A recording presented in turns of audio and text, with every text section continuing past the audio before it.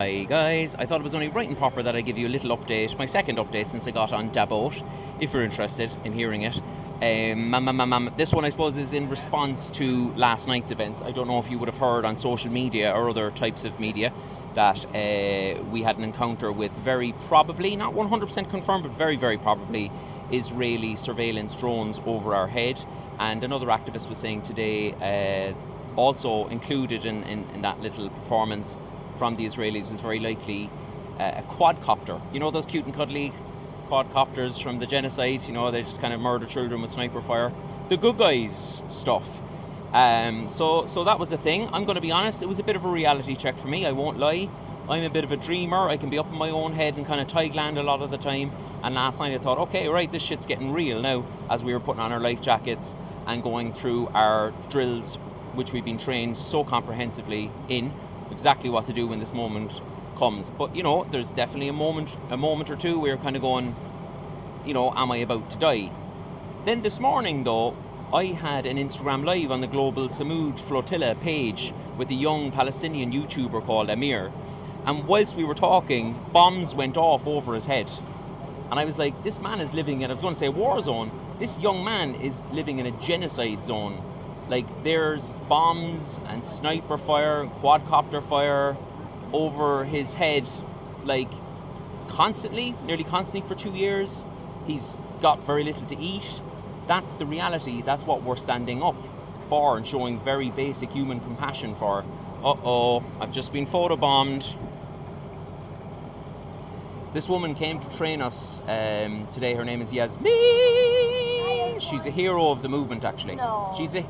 She's not, because none of us are heroes, but she's lovely. She's just lovely.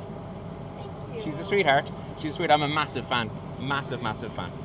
And just to give you an update on life on the flotilla, very little kind of seasickness today. Now people have really kind of acclimatized. Like, I'm kind of starting to think, is my life on a boat now? Am I now a boat guy?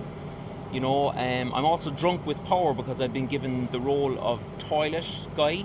So I cleverly decided to clean the toilets on the first day because nobody had used them. And then it was up to me to allocate who's going to do the toilet next or whatever. Like, I'm absolutely out of my mind drunk with power. You know, I'm telling people to dig in a bit deeper. Let's really get those stains out. Have you empty the little toilet bins? They're easy to miss. I'm using kind of phrases like that. And I'm really proud of myself, actually. That's the thing of all this, when people say, like, oh, you're great for doing this, you're a hero, whatever. For me, coming up with that scam in terms of toilet duty is the only truly heroic thing I've done so far since I've got here. So, you know, when people inevitably ask, why are you doing this? Why are you going on this mad trip across the Mediterranean? Like, are you mad? Are you a nut job? Obviously what comes to mind then is what Amir is going through this morning in Gaza, and many like him, millions like him. But also, one of our other comrades just told us there a while ago, 150 Palestinians have been murdered in the last 24 hours.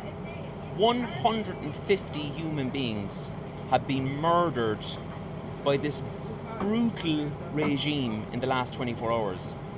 And I'm looking across Western media there and I can't find any even note of it at all.